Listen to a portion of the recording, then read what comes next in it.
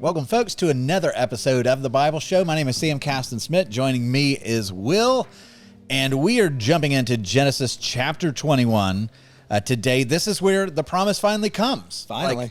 We have been reading the story of Abraham all the way since Genesis chapter 12, where God promises that through Abraham's descendant, all the nations of the world are going to be blessed. The line of salvation is going to come from him. And from Genesis 12, it's been this long waiting game of faith and trial and struggle and bumps and bruises all along the way, where Abraham is really wondering, like, what does this mean? How are you going to make good on this? When are you going to make good on this? And well, today, Genesis 21, the line of salvation God brings about through Isaac, born to Sarah. And just to give, because there's such a sharp contrast when you get into Genesis 21 versus the last week. And if you remember last week, like, it's one of those chapters when we finished last week where it's like, you know, someday I'm going to have to meet Abram. And like, if for some reason, somehow he's ever heard us talk about him, which probably not, but whatever, like, he's going to be like, you guys were kind of harsh. Yeah. Or maybe not, I don't know. But it's like, last week was a bad lap for Abraham. Yeah. Where you could tell his faith was shaken. He's not sure about what to do with the Lord anymore. Like, you know, he's using language that seems like his faith is shaken. He's doing questionable things. And then all of a sudden, God comes through on the promise. And in this chapter, it's like you see Abram and Sarah all in. And their attitude toward the Lord is just effusive with praise. And it's a much different chapter now that the son of promise has been born. Yeah. It's All kind right. of exciting. You Yeah, know, it just is. like finally we've got a good news story in this Genesis. Yeah, right. Yeah, we've been going through like Sodom and Lot and his daughters, and then last week with Abraham stumbles, and so today we get some good news. Yeah, this is cool. good. All right, we're good. And we get to see what God is going to do with Hagar and Ishmael as well, which that has some rough parts, but it's really beautiful, actually, what he is accomplishing. But let's start at verse 1. The Lord visited Sarah as he had said, right? So Abraham has prayed for Abimelech. He's prayed for God to cure the barrenness of Gerar. God has done that. And after Abram prayed for these Gentiles in this city, now God's like, boom, here's life for you, which is fascinating that that's the way he chooses to operate. But the Lord visited Sarah as he had said, and the Lord did to Sarah as he promised. And Sarah conceived and bore Abram a son in his old age at the time of which God had spoke to him. You remember when during the year this is?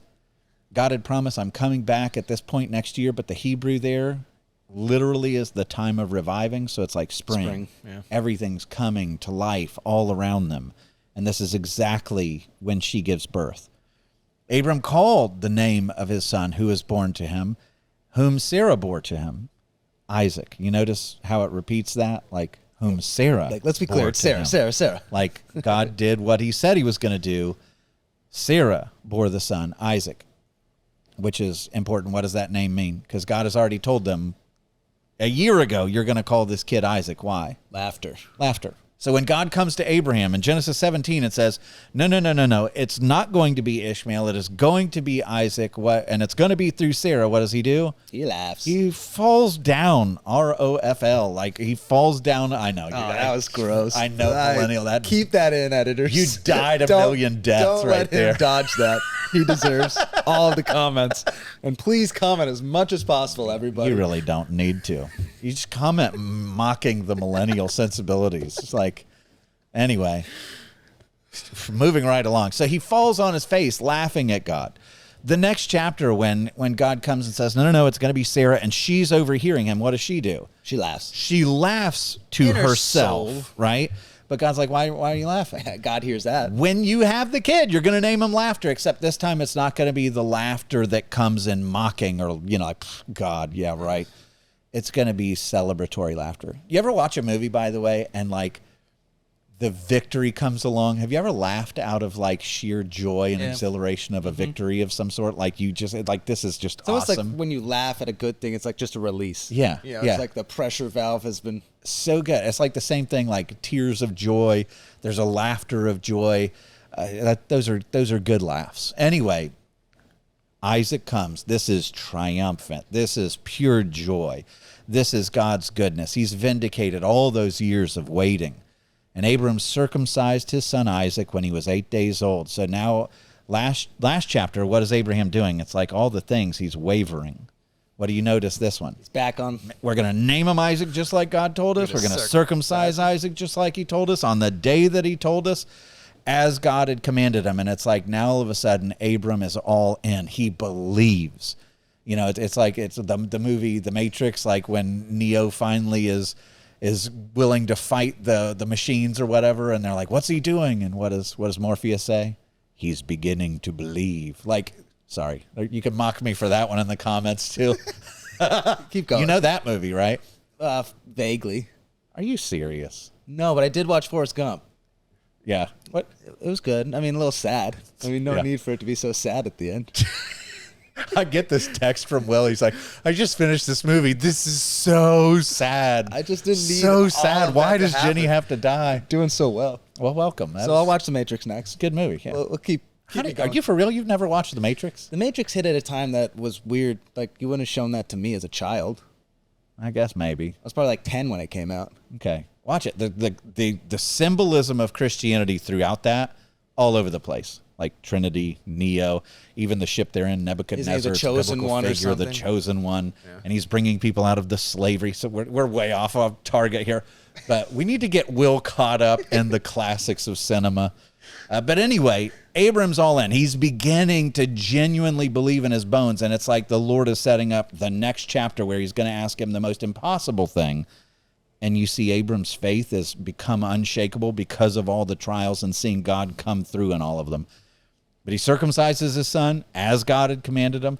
Abram was 100 years old when his son Isaac was born to him. And Sarah said, God has made laughter for me. Like, you think of her life. Think of all the things that she's been through in this, and her failures and her shame and her guilt and her missteps. And, you know, she's going to be unlikable to a lot of people here in a minute again. Like, for the first time, this is her being like, God has made laughter for me. Like, he's rescued me from Pharaoh's harem. He's rescued me from Abimelech's harem. He's had to intervene to watch over me 1,000,000 times. But this is the first time where me and my husband together are getting what we've been longing for 90 years in her case. 90 years. And now she's laughing, and it came from the hand of God, and she's over the moon about it. And she says, everyone who hears will laugh over me. Like, I've been the isolated one, the outcast, the one that people look at and be like, oh, something must be wrong with her. She doesn't have kids, da, da, da, da, da. For the first time, she's laughing, and now everyone's going to laugh with her. Like, she's going to have community in this. She feels God's favor. It's a big deal for her. Like, I just try to enter into all that pain being relieved. Big deal. God is so kind to her in this moment. And she said, who would have said to Abraham that Sarah would nurse children? Yet I've borne him a son in his old age. So you see, their marriage gets redeemed. Her hopes get redeemed. All his relationship with God, her relationship with God, all of this is coming to be redeemed. And their faith and their character and everything that you're going to see in them is stronger because of the messy road that's behind them. They see God faithful in spite of the messy road, in spite of all their failures. He's still pressed in and brought them this joy. And they're radically different people with each other. And now it says, as the child grew, verse 8, as the child grew and was weaned. So, you know, she's caring from, now he's old enough to where, you know, toddler walking around. He's starting to get old enough to communicate and smile in simple sentences maybe. And Abram made a great feast on the day that Isaac was weaned. This is a big deal, new stage of life. But Sarah saw the son of Hagar the Egyptian, whom she had borne to Abraham, laughing. So let's stop here for a moment, because this is a big deal. Sarah looks over. Now you're getting to this point where, you know, Isaac can go around. You're not always carrying him around to where he's constantly protected, right? Yeah. Like a baby you're always with. But a weaned child is starting to crawl and move and walk and to do all these things. And so he's got a little bit more independence. And now Sarah's looking and sees Ishmael, and he's laughing at Isaac. And that word there, again, laughter is a huge word in the Hebrew of all this story. You see it again and again. But the laughter here, you remember when in the story of Sodom, that they go to the sons-in-law and they're like, you need to come out with us, like, please, the city's going to be destroyed. And they laughed, like, it's a laugh of scorn, of like mockery, like, you're an idiot. It's not like someone just told a joke. Yeah, so that's what this is. It's not like Ishmael's like, ha, Isaac, you're so cute and funny, you make me laugh, ha ha ha, good to see you, little half brother. Like, that's not what's going on here. It's a sneering, it's a like a mocking, right? And the age gap is what? Age gap. So Ishmael, remember, he's circumcised at 13, I think it says. And God says, in a year, I'm going to bring about a child. So then he's 14, and now he's being weaned at a year or two. So Ishmael's a man at that standard. Yeah, he's 16. And here's little toddler Isaac, and Ishmael's already like hatred. Yeah, so any jeering would be obviously like, oh, that's not a good this sign. is not good. And notice the desire to this point before the sneering, there's no like, hey, get him out of here, get them out of here. There's nothing like that. But the sneering causes Sarah to be like, no. And so you get to one of the most jarring parts of this chapter. And that's on brand. I mean, Ishmael's going to be a wild donkey of a man. You're not wondering like, hey, is he going to be kind to my child?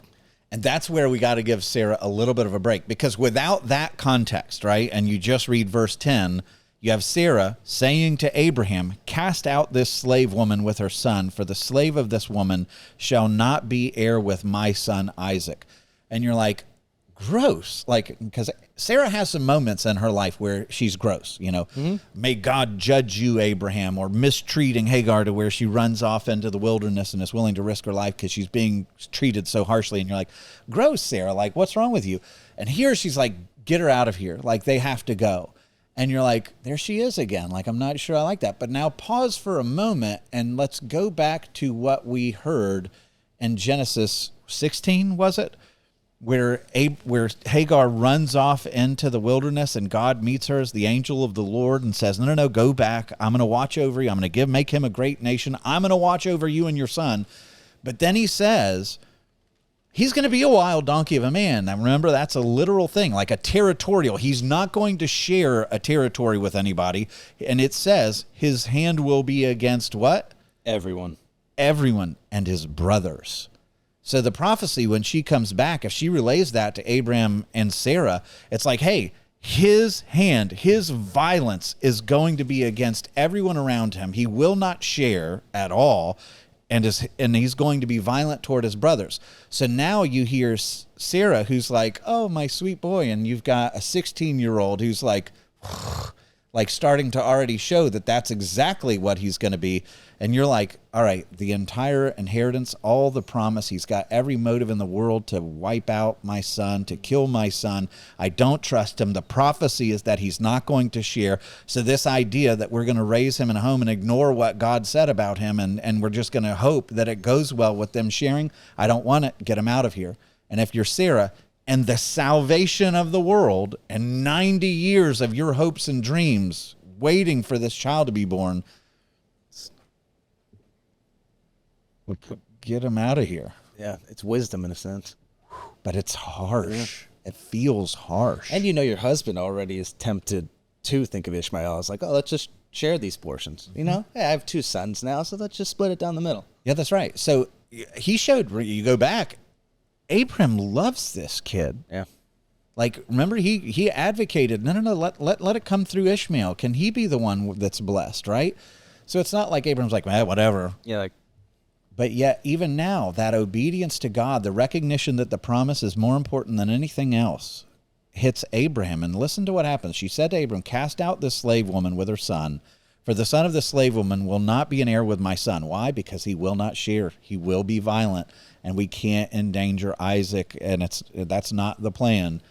And so the thing was very displeasing to Abraham on account of his son. Like, Abraham in 2 chapters is going to be asked to give up 2 sons. Yes. Pretty wild, right? For a guy that's been struggling with fertility issues and wanting a son, he gets Ishmael, and here he's going to be asked to give him up. In the next chapter, his backup plan here. More wild, he's going to be asked to give up Isaac. So it's displeasing. He loves this kid, but God said to Abraham, so God's on Team Sarah here. Be not displeased because of the boy and because of your slave woman. Whatever Sarah says to you, you do as she tells you, for through Isaac your offspring shall be named, and I will make a nation of the son of the slave woman also, because he is your offspring. So what does God say? And I want you to hear this, because it's important. God's not like, send them away. Like, let them go out into the wilderness and die. God's like, no, you can send them away because I'm going to take care of them. I'm going to be his dad. I will watch over him. I'm going to make sure that he's taken care of. I'm going to make sure that Hagar's taken care of. Trust me, I'm going to make a great nation to them because it's what I promised Hagar chapters ago. It's okay. It's okay. This is good for the promise.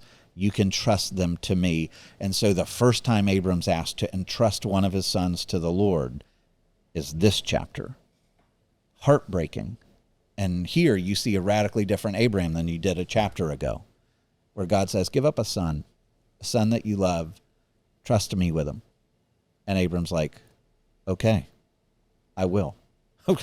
Like, wow, this guy's faith is radically different than it was a chapter ago. And now notice the language that goes on here. And I want you, like, if you look at it, compare it. We're kind of stealing into next week. But if you compare this next part with what you find in Genesis 22, the echoes are undeniable. So Abram rose early in the morning. What's he going to do in the next chapter with Isaac? He's asked to give Isaac. He's going to rise early in the morning. So just have that in mind. I'm not going to go verse by verse because we'll get to next chapter next week. But it says, Abram rose early in the morning and took bread and a skin of water and gave it to Hagar and putting on her shoulder along with the child and sent her away. And she departed and wandered in the wilderness of Beersheba. So she's going south into a desert. You go to Beersheba and it's like... Pretty desolate. It's desolate. Like death is going to get you. If you don't have a caravan, if you're not well supplied, if you don't know where the wells are, you are going to die out there. Yeah, so one skin of water is not looking good. That's correct. And so verse 15, when the water in the skin was gone, she put the child under one of the bushes. Then she went and sat down opposite him a good way off, about the distance of a bow shot. For she said, let me not look upon the death of the child. So she's convinced, like, it's over for us. We're forsaken. We're out here about to die. She's been there before. What happened the last time when she'd gone out into the wilderness? God showed up. The angel of the Lord chased her down and said, like you belong to me. I hear you. I see you. She says that to him. You see me. You hear me. But this time she's convinced that she's out. She's convinced that death is coming. So she takes her son, who now, remember, he's 16, right? It's not like he's a little baby. But he's so weakened from the journey that she sets him down, right? And leaves him there and walks away. And he's either too weak, too dehydrated, whatever the case might be. But he stays underneath this bush. And she goes out into the sun, into the scorching sun, because she does not want to watch the moment that he dies. And as she sat opposite him, she lifted up her voice and wept. And God heard the voice of the boy, which is interesting. Yeah. And the angel, so she has taught him to call on who? God. Interesting, right? Yeah. So God hears the voice of Ishmael, and the angel of God called to Hagar. So he speaks to her again from heaven and said to her, what troubles you, Hagar? Fear not, for God has heard the voice of the boy where he is. Up. Lift up the boy and hold him fast with your hand, for I will make him into a great nation. And then God opened her eyes and she saw a well of water. So it's like it's been there the whole time, but she couldn't see it. Maybe he just created it for her. Like, we don't know how that comes about. But in a moment, like God is training this boy along with her, I'm going to make good on my promise. Like, it's kind of interesting. Like, what do you do with Ishmael at this point? Like, God is hearing him. God is responding to him. God's responding to her again. He's promising the great nation. All this stuff is going on. He's providing the well of water. He's preserving the life. But now hear the story in light of what we're going to do next chapter. Abraham rises up early in the morning, is willing to give up his son. They go on a distant journey. She gets to the point where there's about to be a death, and who shows up? The angel of God. shows up and says, whoa, whoa, whoa, whoa, whoa, there's no death here. There's no death that's coming to the son of Abraham. And here, I'm going to show you something that's going to remedy this. What's that? In the next chapter, right? Like Abraham's like, oh, death is for certain coming on Isaac. And who shows up? Oh, the angel of the Lord. There he is again. And there's a ram that they just so happen to miss over in the thicket. And it's like God is doing all the things that he's going to do for Isaac in the next chapter to Ishmael in this chapter. He intervenes to spare the son of Abraham, even the one who's not the son of promise, even the one who doesn't bring about salvation. God is still showing mercy for the sake of Abraham and for the sake of Hagar to this boy, which is just phenomenal. And so he makes a way for life. And so she went, filled the skin with water, and gave the boy a drink, and God was with that boy, and he grew up. And he lived in the wilderness, and he became an expert with a bow, and he was a wild donkey of a man, and he's territorial, and he is going to have a whole bunch of sons, and they're going to 12 sons and princes of nations. And sure enough, a great nation comes forward, and he lived in the wilderness of Paran to the south, and his mother took a wife for him from the land of Egypt. So that doesn't bode well, how do they stay in the faith? Are we going to see them in heaven? Those are questions that are out there. What we do know is that God cared for them, at least. He spared God heard them, at least. spared them, showed mercy on the son Provided of Abraham. for them. And so it's just fascinating, the goodness of God in all this, to care for them and to make good on his word. All right, so one of the other things about this that I think is really fascinating, and I might tell the story because I think it's applicable for us. In the story of Elijah, so Abraham's living, he's about 2000 BC. And Elijah comes, and he's more than 1,000 years later, probably 1,100, 1,200 years after Abraham comes Elijah. And Elijah is this faithful prophet, right? He's like the only prophet in Israel that's still calling the nation to turn to God, or at least he thinks so. He's the only one publicly doing it. He's calling a wicked king Ahab and a wicked queen Jezebel. And they've got all these prophets of Baal. They've turned away from the Lord, prophets of Asherah. And Elijah is called to to preach a message that brings the nation back to God, but the nation's just thoroughly wicked, right? And so they have this great contest on Mount Carmel. You remember that in the story, where Elijah goes up against all the prophets of Baal and Asherah, and it's like, whoever's the real God, they'll consume this offering from the heavens, and then the nation, serve whoever the real God is, and Elijah and the Lord are victorious there. All these false prophets are shamed. All the nation is like, oh, Yahweh really is the Lord. And then Elijah's thinking, finally, we have victory. Revival's on the way. And then what does Jezebel say? You're going to be dead in 24 hours. I'm coming for you still. The battle's not over. I'm going to kill you. And then you get this bold prophet Elijah, one of the most zealous prophets that you find in the whole Bible. And how does he respond to that threat? Despondent. He crumbles. It's one of the strangest things. You see this guy who's faithful again for years during droughts and battles and threats and everything else. And he finally has the victory, and you can almost feel like he's run a marathon, and he's just finally like, oh, yes, finally the victory. I did it. And she's like, nope, not over. I'm coming for you. And he's like, I can't do this anymore. I'm so worn out. And we're told that Elijah, rather than staying in the middle of the battle, because Israel's to the north, Samaria, where their palace was, way up to the north of Jerusalem, he beelines it south. And he goes down, and he's in Beersheba, this very place. And what does it say? He goes under a tree, a broom tree, and he says, I'm no better than any of my fathers. And he says, basically, I want to die. Yeah.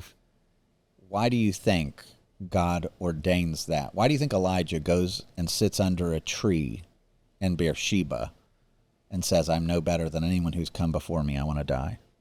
Who's the only other person in Scripture who's experienced that? Our boy Ishmael. Ishmael. You know what Elijah's saying at that moment? Clearly, my efforts are no good. God's not showing up. Like, I must not be chosen. I'm not Isaac. I'm not the prophet of promise, yeah. I must be Ishmael. And so God's clearly not with me. And he goes and sits under this broom tree. And the same compassion that God shows to Ishmael, he's going to show to Elijah. Because you remember how that story goes? It's a great one for anybody who's ever experienced spiritual burnout. So powerful and profound to me when I've been in seasons of exhaustion and darkness. God comes to Elijah in that moment and doesn't say, hey, what are you doing? You're my prophet. Like, get up, go back to battle, go back to the north, go confront Ahab and Jezebel. God comes to him and says, you need sleep. Yeah. Here's a meal. Take a nap. You need a snack and a nap. Yeah, right. Sometimes you need a snack and a nap. I say that like once a month. I take this passage. I take that passage very literally. Where I just need a snack and a nap. I need a nap and less snacks probably. But anyway. But anyway, God gives him a snack and a nap and says, sleep some more. Like, you don't have the energy. And then when he wakes him up, rather than taking him back to the north, back into the middle of the battle, you know what he does? He takes him south. And you know where he's taking him? He takes him to Mount Sinai. Who else was on Mount Sinai? Moses. And God's like telling Elijah, like, you feel like you're out? You feel like you're not one of my great ones? I'm taking you to Mount Sinai, and I'm going to talk to you there just like I talked with Moses. Because you're that guy in my mind, Elijah. You're one of the greats. And yet, Elijah feels like he's got to be a failed prophet because there's no fruit. Like, yeah, God was victorious, but nobody's coming. Ministry seems dead and barren. Like, are there any other prophets? Like, he has it out with God on Mount Sinai. And God comes and speaks to him in the still small voice. And he's so compassionate, and he builds him up, and he gives him assurances, and he says, I'm not done with you. And there's something about the heart of God toward Elijah. And I think the stories are similar because in both of them, it feels like there's a failure. Like, God, do you even love us? Like, is it all over with? And in both cases, God hears, God shows up, God shows compassion, God rescues because God's not done with your story. And God wants you to rest. Take a break. Yeah, just come be with me. Stop the battle, take a moment, and just come be with me and get reoriented. Because unless you're doing that anyway, you're going to be no good to anybody. Yeah, you're out. If you're not taking care of this, if you're not receiving the love from God, you're not overflowing with the love of God, and you're just trying to force everything, right? And I love that that's the message here, both for Ishmael. God's not forsaking them. God's compassionate. He sees them, he hears them, just like he heard her the first time. And so as much as we're like, ouch, like, send her away, no, God's compassionate, and he is accomplishing his purposes both for Isaac and the future people of Israel, and as well for Ishmael and Hagar and the tribes that will come from him. Yeah, it's a messy, complex situation. I didn't expect the ending to be simple all of a sudden. Like, like, it was complex when it happened. It's complex to disengage all of that as well. Yeah, and it does make you realize that, like, God's value on you is not what you produce. Yes. You follow? Like when Elijah's having that moment, for instance, which is why I love this moment, when he's under that broom tree where Ishmael was, in the same region anyway, God's not like, hey, you're only valuable for me when you're serving me. Yeah. So get back to serving You're me. on the clock. Like, God says, whoa, stop, take a break. We're going to go south. We're going away from the action. I need you to just be quiet and with me. That's where I'm going to do big things in you and through you. And that's where we have to, it's like the reason why God gives us the Sabbath. He wants us to rest with him, to be with him, because he loves our devotion more than our deeds, and our worship more than our works, and our heart more than our hands. Like that is where we have to start. And that's, I think, the message of the Elijah thing. But Elijah's for certain, I think, saying, I'm an Ishmael. It's interesting. And you see how God responds. It's cool. Anyway, so then it's like this radical left turn in verse 22 where it's like, why in the world is this story in the Bible? Yeah, this is one where you kind of want to, like, you think about, like, okay, so Moses wrote Genesis. I don't know how the editorial process happened. I don't know how, how the Spirit used all these stories. I don't know if he saw, if he got the real full download of Abraham's life, and, like, we see, like, 10 years are going to pass or whatever after this paragraph to the next chapter. And it's like, okay, I don't know why he chose what he did. Yeah. But Moses chose this, or God chose it and gave it to Moses. But somehow somebody chose to put this weird treaty in between the two greatest parts of Abraham's life, the birth of Isaac and the presumed sacrifice of Isaac. And you're just like, this feels like a weird timeout. Yeah, like it really does. Like left turn, like the record scratching. You're like, why are we talking about this right now? And it's bickering and feuding over a well, and you're like, all right, there has to be a reason for this. So we're going to try. Verse 22. So all of that has happened. At that time, Abimelech and Phicol. So remember Abimelech? We saw this guy in Genesis 20. Gerar. King of Gerar, right? So he's there, and Fickle, however you want to pronounce it. Phicol. We'll go with Phicol. I like that. Fickle just confused me. I'll be thinking you're calling somebody fickle this whole time. Phicol. All right. Phicol sounds more impressive. He sounds like a commander of an army. All right. So Phicol, the commander of his army, said to Abraham, God is with you in all that you do. This is evangelistic, actually. You remember when in the calling, he says, those who bless you, I will bless. Those who curse you, I will curse. Going back to Genesis 12, a promise God made to Abraham. And now you see Abimelech, who's like, man, like no matter what you do, God just keeps blessing you. Like good and bad. Like he just will not let go of you. His favor's all over you. God's with you in everything you do. Yeah, he's like, I had to give you 1,000 pieces of silver when you messed up. That's right. Yeah. Man, this God really loves you and watches over you. So then he says, he's like, all right, like maybe he had heard about that promise in Genesis 12 where it's like, those who bless you, I will bless. And he's like, hey, I went in on that action. So now therefore swear to me here by God, right? So he's recognizing God's authority over creation. Swear to me here by God that you will not deal falsely with me again, or my descendants, or with my posterity, those who come after me. But as I have dealt kindly with you, so you will deal with me and with the land where you have sojourned. And Abram's like, I will swear. And so here you get, Abimelech, if you remember Genesis 20 last week, he's like the good guy. He's the one concerned for Sarah. We like this guy. He's got integrity of heart. He's doing all that. And he wants in on the blessings that God is giving Abraham, right? Like, if this God loves you that much, like I want to be an ally to you so that I get the blessings of God, which...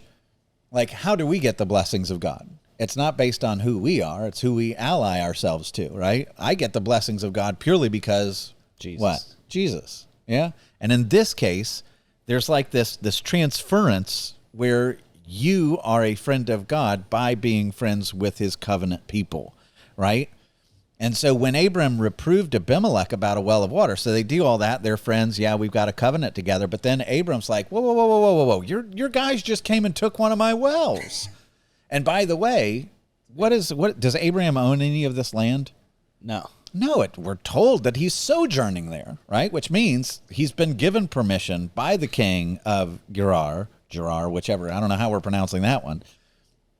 But he's been given permission to be there, but he's dug a well. He was responsible for it. He's like, hey, your guys. He reproved Abimelech about a well of water that Abimelech's servants had seized. And Abimelech said, I don't know who's done this thing. You didn't tell me. I've not heard of it until today. Classic Abimelech. Right? Like stuck in a bad situation. Totally unaware, like with Sarah. Like, I had no idea that she was your wife. I had no idea any of this was happening. You're coming to me all upset, like I don't know anything. So Abraham took sheep and oxen and gave them to Abimelech. Now it's reversing, right? Remember the last chapter, who was getting all the wealth? Abraham from Abimelech. Now you have Abraham giving sheep and oxen to Abimelech, and the two men made a covenant. So this is what I think is going on here. We've talked about this before in Genesis 15. When it says the two men made a covenant, what's the literal Hebrew saying there? They cut a covenant. The two men cut a covenant. So why do you think Abraham's given him all these animals? Because we're about to slaughter them and walk between them, at least some of them. And so the two men cut a covenant. And so this is what I think is going on here as we develop this story, is what it's saying is, okay, Abraham, now your faith is solid. You've been wavering from Genesis 12 all the way through Genesis 20, which was probably the low point of your faith. But now that you've seen my faithfulness, You're obedient. You're quickly obedient. You're doing things right again. You're on your game. Your faith is solid because you've seen me stay faithful through the hard seasons. And I cut a covenant with you. You remember? God, cut a covenant with you, and we entered into a relationship. And now what is Abraham doing? I'm going to enter into covenants with my neighbors, with pagan neighbors that are coming to the Lord. Like now, I'm going to covenant with people around me the way that God has covenanted with me, right? Mm-hmm. Life and death. Like I will lay down my life for this covenant with you is the idea when you cut a covenant in the ancient world. And so what do you make of that?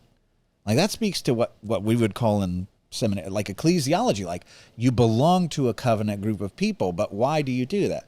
God has covenanted with us, and therefore we covenant with each other. The vertical covenant comes that impacts the horizontal covenants we make with our neighbors. And why do I love you? Because he first loved me. Why do I do anything? Why do I show you mercy? Because he showed me mercy. Why do I value truth? Because he's a God of truth. So all of that, I think, is what's going on here. And it's saying now that Abraham, now that you've got your head on straight and you're on mission, now you're entering into covenants horizontally. Like I might be reading into that wrong, but that's where my brain goes. Like I think that's what God is showing us. Like, because the covenant's not just for Abraham to where he goes, oh, nice, God is blessing me. It's like, okay, now that covenant now has implications on how you interact with others. Yeah, to be a blessing. And what does Abraham do? Well, this is what God did with me, so I'm going to do it with you, right? And it's over to be a blessing, right? And it's over this well of water, which I think's interesting as well. You know, the source of life. So Abram took sheep and oxen, gave them to Abimelech. The two men made a covenant, cut a covenant, and Abram set 7 ewe lambs of the flock apart. And Abimelech said to Abram, I'm thinking they're the ones that. And Abimelech said to Abram, what is the meaning of these 7 ewe lambs that you've set apart? And he said, these 7 ewe lambs you will take from my hand, that this may be a witness for me that I dug this well. So if the 7 ewe lambs aren't part of the cutting of the covenant, they're going to be around. You're going to see them all the time. Reminder, yeah, like that we agreed when you got these things. It's my well. That's my well, right? You're not going to starve or dehydrate my animals, my flocks. Like this is a reminder. And so, therefore, that place was called Beersheba. Now, what does Beersheba mean? It means well. It can mean well of 7 or well of the oath. I think it's probably well of the oath. Because it's like, okay, here's where Abraham entered into this covenant. Yes. Because they're both of them swore an oath. There it is. So they made a covenant at Beersheba. Then Abimelech and Phicol, the commander of his army, rose up and returned to the land of the Philistines. Abraham planted a tamarisk tree in Beersheba and called there on the name of the Lord, the everlasting God. So what's interesting is when he was up at Hebron, near the trees of Mamre, where he kept getting the promise and he built the altar of the Lord and all that stuff, like now he's got a new place that's further south, but now he is establishing that place for the Lord. And he builds an altar there, and he's calling on the name of the Lord, the everlasting God. And it's like he is spreading what the Lord's claim is in the land and entering into covenants where God will bless the people that he blesses and enter into arrangements where they see, wow, God blesses you in everything you do. I want in on that. And so you see, like, this is evangelistic, I think, and how this is going on, even through the conflict and the tensions and everything else. Abraham's showing, like, I'm a fair person. I'm a generous person. You want me as your neighbor. We're going to enter into terms where we bless each other. And it says, and Abraham sojourned many days in the land of the Philistines, unharmed, seen as a neighbor. And it seems like his faith is back. Yeah. Because, again, the two things are like, okay, he's trusting the everlasting God, and he's not trying to figure out his earthly means because he just wants to sojourn again. Mm-hmm. He's okay with, all of these guys maintaining their land, even though it's the eventual promised land that he has every right to have. Mm-hmm. He's back to being like, no, God has called me to be a sojourner. I'm not building a city, but I believe that the everlasting God matters more than that's right arguing about all of these things, material things of this earth. And you see the shift in his loyalties, like from last chapter where he's like, I will endanger the womb that is to be the promise of salvation to the world by giving her over to Abimelech, and God rescues her. Now he's all Team Isaac. He's all in. He's all worship. Everywhere he goes, he's wanting to build, the altars. He's wanting to follow the law. I'm going to circumcise on the 8th day. I'm going to call his name this. And everything that you read about in chapter 21, you're like, oh, we made it through a chapter without Abraham, us having to explain away how he screwed up somehow. Like, he's a changed guy. And what changed him? I think at his lowest point of faith, which is Genesis 20, where he's truly struggling massively in Genesis 20. It's when he's at his lowest that God comes and shows his faithfulness and says, you're my prophet. I'm not walking away from you. My calling is not coming away from you. Now pray for others, and I'm going to restore you. And he sees God breathe life and fertility to the city of Gerar. He sees God breathe life and fertility to Sarah, and he gets everything he's ever wanted, and now he's on cloud 9. Yeah. That's the same heart of God in the New Testament, is it not? Like, I think of Peter, right? So, who's always stumbling and bumbling. He's like, I love him as an apostle because he makes me feel better about myself sometimes. Because he's always like, oh, yeah, talks a big game, and then he withers away. Like, at the end of his life, what does he do with Jesus? He denies him 3 times, right? And what does God do? Oh, you messed up. I'm out. You're off the team. You're no longer my guy. Like, after the resurrection, when he has that really wonderful moment on the shores of Galilee with Peter, what does he do? He asks him, do you love me 3 times? He restores him. It's a beautiful, beautiful story. But after every time that Peter says, I love you, I love you, like, he's brokenhearted that he betrayed the Lord, and yet the Lord doesn't walk away from him. What does he say every time when Peter says, I love you? Feed my sheep. Feed my sheep. What is he doing with Abraham here? Hey, at your worst, you've denied me many times. You've stumbled. You've bumbled. You're still my guy. Like, I'm going to take you out of all of your errors and all of your messes, and I'm going to show you that my faithfulness to you doesn't depend on your perfection. Yeah. I love you, and I've called you, and you're my guy, and I'm going to restore you. And why am I restoring you, Abraham? Enter into covenant with your neighbors. Go care for them. Why am I restoring you, Peter? 1, because I love you in your mind, but 2, go feed my sheep. Take care of my flock. Pray for them. It's the same God.